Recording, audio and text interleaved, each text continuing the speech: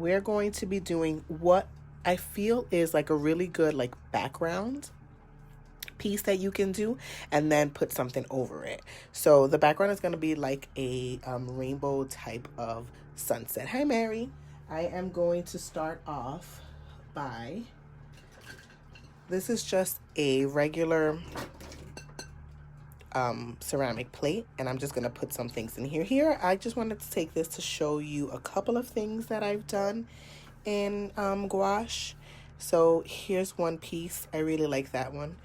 I don't know what I did here. I don't like that one at all. And this is one of my favorite ones that I've done. So I think that's it. I've done a couple. I've torn a few out of here, but I was thinking of doing a bit bigger one this time instead of using this little one. So we're going to be using here, I'm using the Arteza gouache. Arteza sent me this gouache. They've sent me a couple of things over the past like year or so, and they sent me this gouache, and I really like it, but I have nothing to compare it to because I have used one other gouache, and it's the Himi gouache, the big gouache jelly tubs. So I don't really have anything to compare it to. So I can't tell you whether they're great or whether they aren't because I don't have that much experience with them. These are better than the Himi gouache, but again, I've never tried. I know a lot of people love the Winsor & Newton gouache, and I've never tried it. So that could be excellent, and I wouldn't know. So this one is crimson red, orange,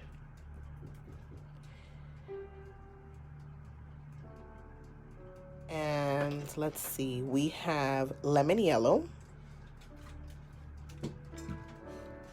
So I'm just adding them to the plate here. Here's Viridian.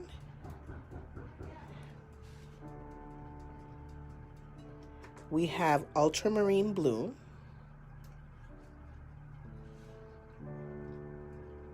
And we have violet. Ugh. Wow, that was tight. But let me show you what they look like when they're dry. So I bought this, it's supposed to be like an airtight palette, just for my gouache, and they stayed wet for really, really, really long time, like I think more than a month. And then obviously when they dry, they don't dry like watercolor. They crack quite a bit, but you can just re-wet them. What I do is I spray them, and they just re-wet nicely. But I found that after I dried my gouache, I used them fresh the first time that I used them, and it was really, really creamy. And then the second time I used them was when they started drying out in here, and it behaved more like watercolor than gouache. That's what I noticed. So that's why I wanted to do it fresh today. And this is the other gouache that I've tried, which is the Himi gouache, and they are little jelly cups full of gouache, and this is how they come. And oops, some of it has stayed wet, some of it is dry, but this is what they look like. They're little jelly cups full of gouache. Like the blues are still, and the oranges and reds, they're still wet, but like the pink and the greens have dried. So this is the only other one that I've tried, so bear with me if I don't know what I'm doing today. All right, so to begin, I'm going to sketch out. What we're going to do is sort of like a sunset. And I'm going to just sketch out like a little sunset piece. I don't want to fill the whole paper. Do I? Sure, let's just fill the whole paper. So I'm just going to sketch out just something.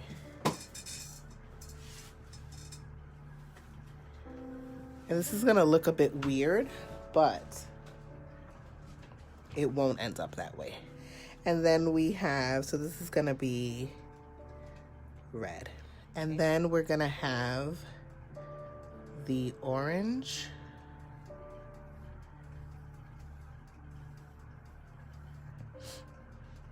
Okay. And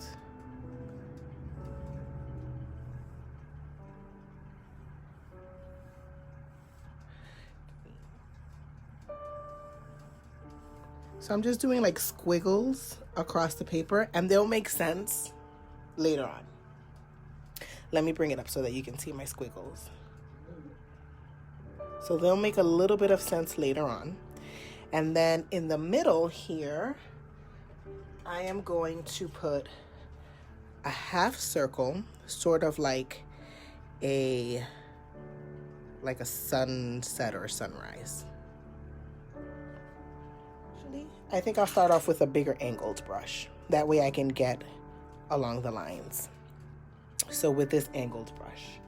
And as I said, I haven't really tried a lot of gouache, so we'll see how it goes. Okay, I'm adding just a little bit of water to this and thinning it out a little. And the first area that I'm going to paint is up here above the squiggles. And what I love about gouache is that it's like really opaque, so you get really bright, vivid colors. But I still don't know how to control like how much I need on my brush, or you know, how much water. It's sort of like learning watercolor all over again for me. Like when I first was trying to figure out how to use watercolor, I always like controlling the water was like the hardest part for me. I don't know if anyone else had any of those issues, but controlling the water was so hard for me to do. I didn't know how much water to use.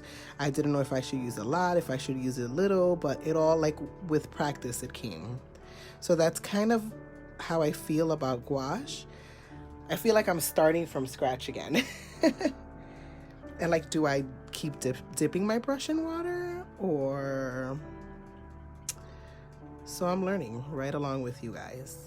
Oh, I forgot to mention that the paper that I'm using is the Legion Stonehenge watercolor paper.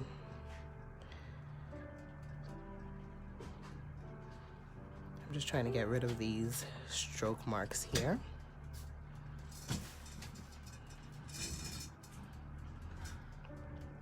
Like when I watch people paint with gouache, it looks like so rich and creamy, and I'm like, do I get that consistency? Is that what I'm supposed to be aiming for? So I'm experimenting right along with you guys. It's also a little bit weird for me to hold a brush other than a round brush, because I'm so used to painting with a round brush. But one of the things that I absolutely love about gouache is that I can layer colors on top of it once they've dried, and you won't be able to see too much of the layer underneath. Now, if this were watercolor and I tried to put like yellow over this, you won't be able to see the yellow at all. So, I mean, you would, but it'll start blending in with the red and turn orange. No, Mary, I'm not using hot press paper. I am using cold press. Maybe I should try hot press. Do I have hot press? I think I do have hot press. I have some Fluid 100 hot press. Is it because it's smoother? I'm assuming it's because it's smoother. You know what? We're going to do a really quick side-by-side comparison. Really quick side-by-side comparison. So let me do my squiggles up here. And let's do a quick side-by-side to see which one I like better. I bought that hot press paper completely by accident. So, oh, well, this is nice. Okay, we're switching to hot press. Thank you, Mary. Not as much texture, but very nice. All right. Oh, yes. All right, so there is the first lesson that I have learned with gouache. Try it on hot press. It seems like it's drying a lot faster too. And it's gliding on a lot smoother.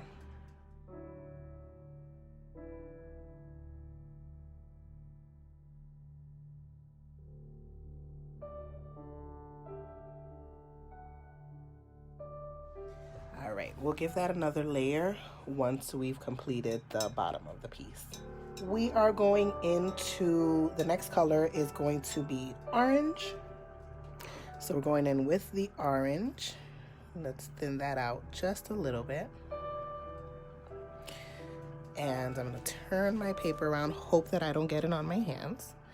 And we're going to go in with the orange. I think for the squiggles, I'm going to use a round brush. So I'm just going to go in with the orange in the middle and then switch to a round brush, like along the edges on the top and the bottom, because I don't want to accidentally mix it all in.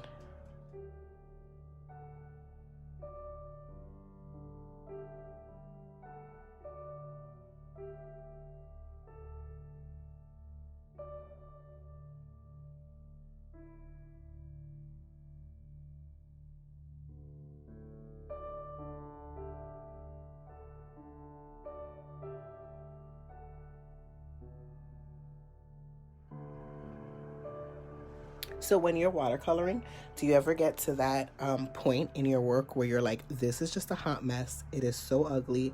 What am I going to do with it? I don't want to continue. It happens to me every single time that I paint.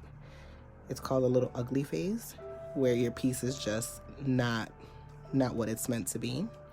And I always say, push through that ugly phase, because you're gonna come out with like just a beautiful work of art, no matter what it is. And let me tell you that right now, I'm like, this is definitely the ugly phase for me. And I've only got 2 colors down, and I'm like, ugh. But we're gonna push through it. So the yellow we're leaving out of the rainbow, because the yellow is going to be the sun part. So right now we're gonna leave it out, and we're gonna continue with our sky part. It seems that nearly every painting that I do, like no matter what it is, even if I'm just like, this is gonna be fabulous, I'm gonna have a great time, there comes that point right in the middle where I'm just like, what in the world am I trying to achieve here? Because it is not pretty. Yeah, that I always say, always try to finish it no matter what, no matter how much you hate it, because it's gonna change by the end. You're gonna feel much better about it. And if it doesn't, and if it stays like, you know, the way that you did not imagine it to, then it's a learning piece. So you can take what you learned from that piece into the next piece. So either way, it's a win-win, no matter what.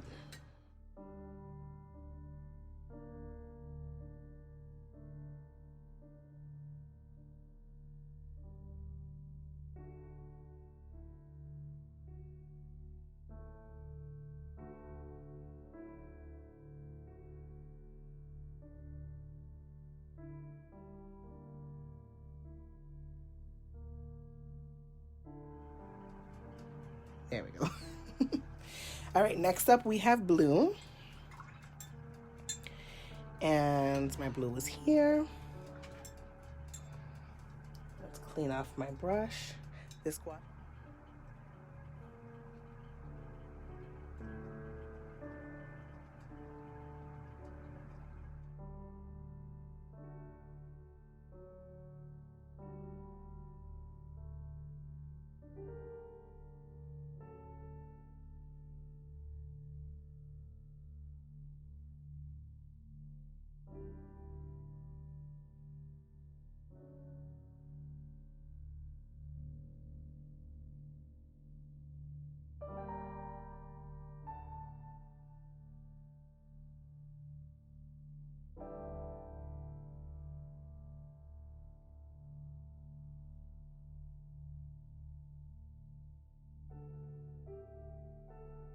Here we go.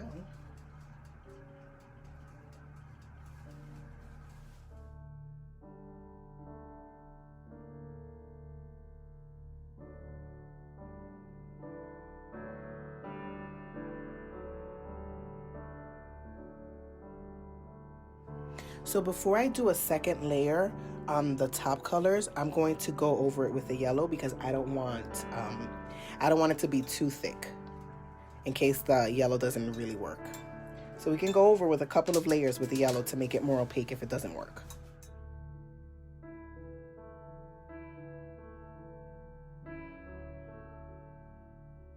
And I drew the circle above the green, so it goes into the orange and the red. I think I'm going to use a bigger round brush this time for this. So we're going back into the yellow, which has gotten hard already, and water that down. There we go. Oops. Okay. All right, not too bad. We're going to go in with a couple of layers so that we can really cover up the orange and the red. Look at the size of these. Those are?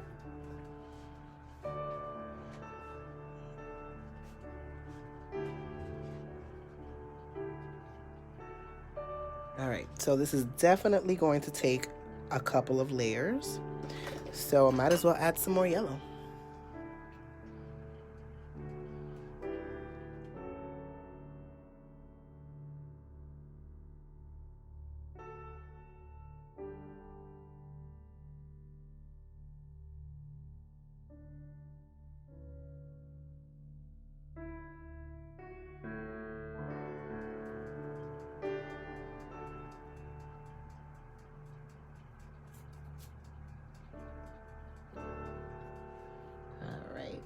And while this yellow is drying, I'm gonna give the red another layer.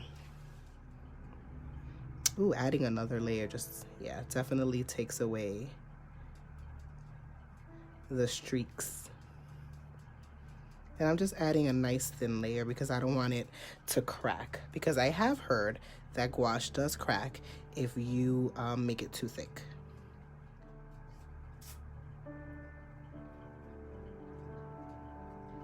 So if any of you have any other tips as well for the gouache, I welcome them.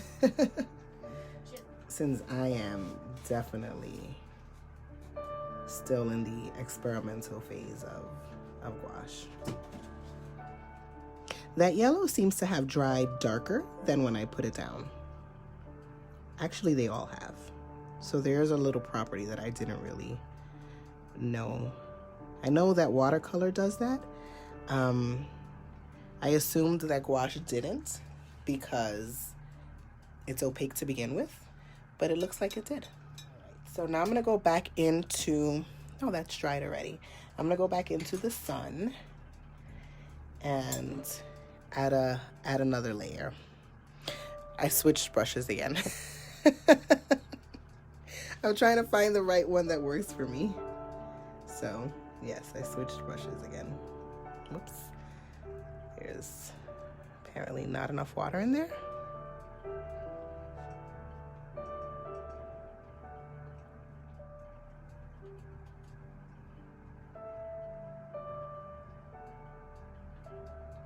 Oh, there we go.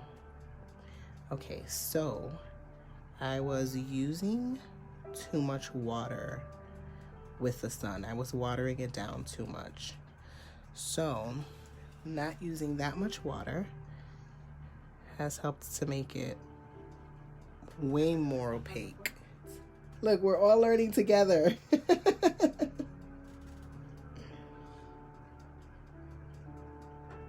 This is good.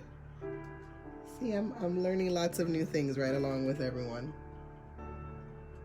If you go over the lines, don't worry too much about it, because we're gonna fix that up in the grand finale. So then I guess gouache is like, you use it a bit like you use acrylic. I mean, would you say that? Because I'm finding here that with the yellow, I'm not even dipping my brush in water again, and it kind of feels a little bit like I'm painting with acrylic.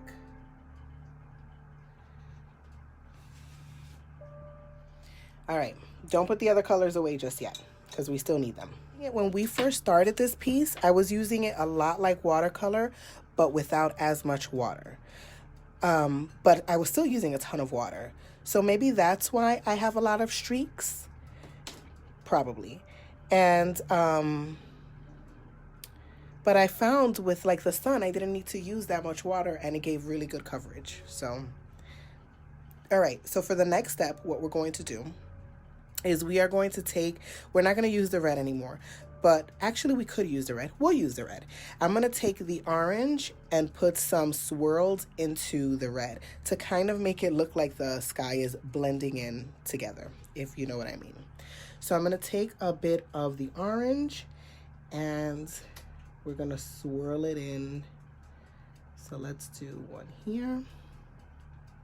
Let's try to make that as opaque as we can. And that might need, again, well, it will need another layer. And then we'll do some over here.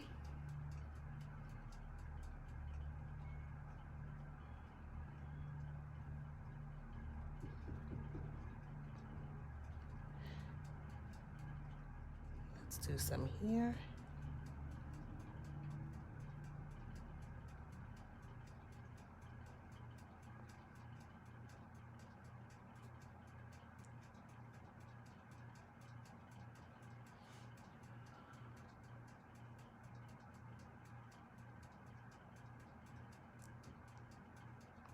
And we're just doing this to kind of like bring it all together. So you can put them wherever you want. don't follow what you don't have to follow what I'm doing. Just put them wherever you want.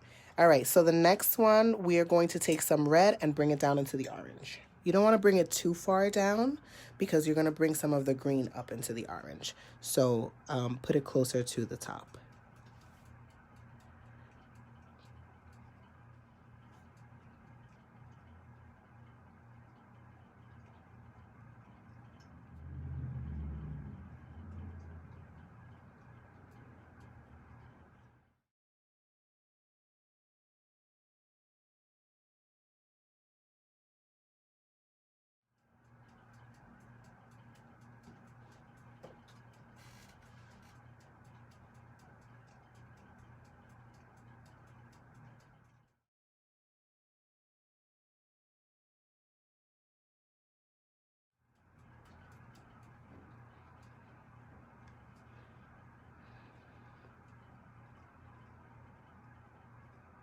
All right, and then next up, we're gonna bring some of the orange down into the green.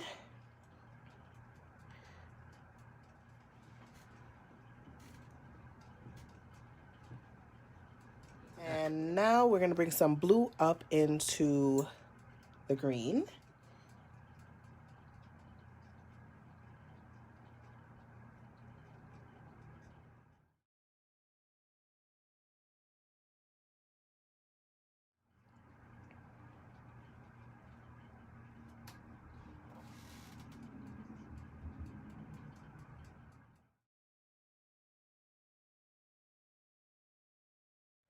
All right, next up is some green into the blue.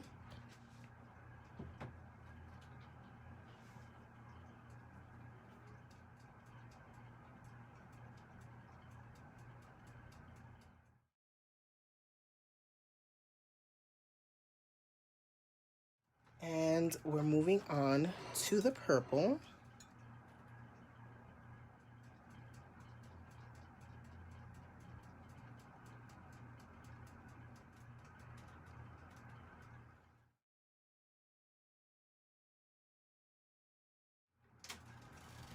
And we're gonna bring some blue down.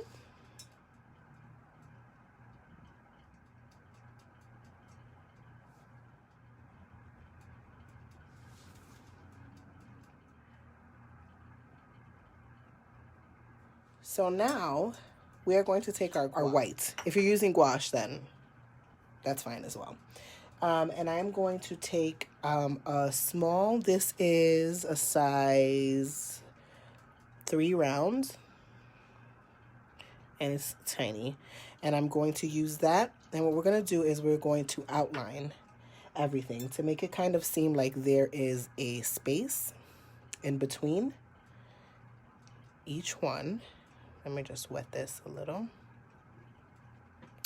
And we're going to outline each part of the sky. All right, here we go.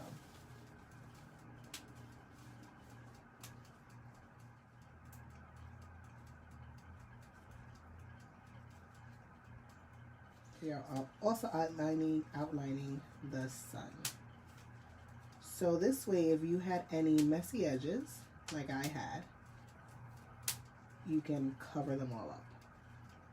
I had a ton of messy edges. This white is the Copic Opaque White. And it's like a gel, but it gets really hard sometimes. And that's what it's from Copic, and it's called Opaque White.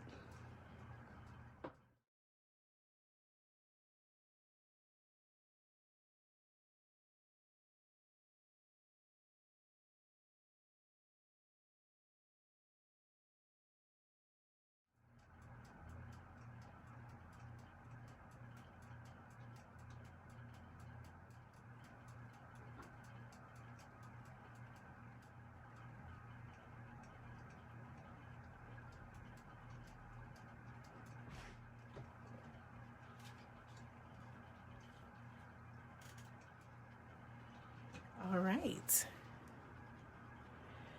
how I cut the lawn. And we are done. Well, I am. Are you guys? How are you guys doing? Okay, so my final verdict is I don't hate it. I don't know. I do. It's very abstract. I kind of like that. And yeah, so this is our experimenting with gouache piece. If you finished your piece, or if you finish it anytime, make sure to post it in the Discord, because it will count as, one of your pieces for the challenge. Oh, and let me show you. Is it in here? Yeah, so this is what you can win. This is the Sprout Pride tin, and in these cute little quarter pans. So let me compare it to, this is a half pan, and this is a quarter pan. So look how adorable it is. It's so cute. So, but yeah, you can win this whole set. I have this one set aside for you guys. Also, if you want to win something else, go over to Vanessa's Extras, because I'm giving away this little palette with these colors, and these are tight in here. Let me try to get one out. Hold on. Because this is damselfish, but these are the equivalent of a full pan. They're pretty big, and the palette is magnetic, so these just kind of like stay in there. They don't move. So yeah, so you can win this, and you can win this. There's lots of winnings this month. I hope you all enjoyed it, and have a wonderful, wonderful day.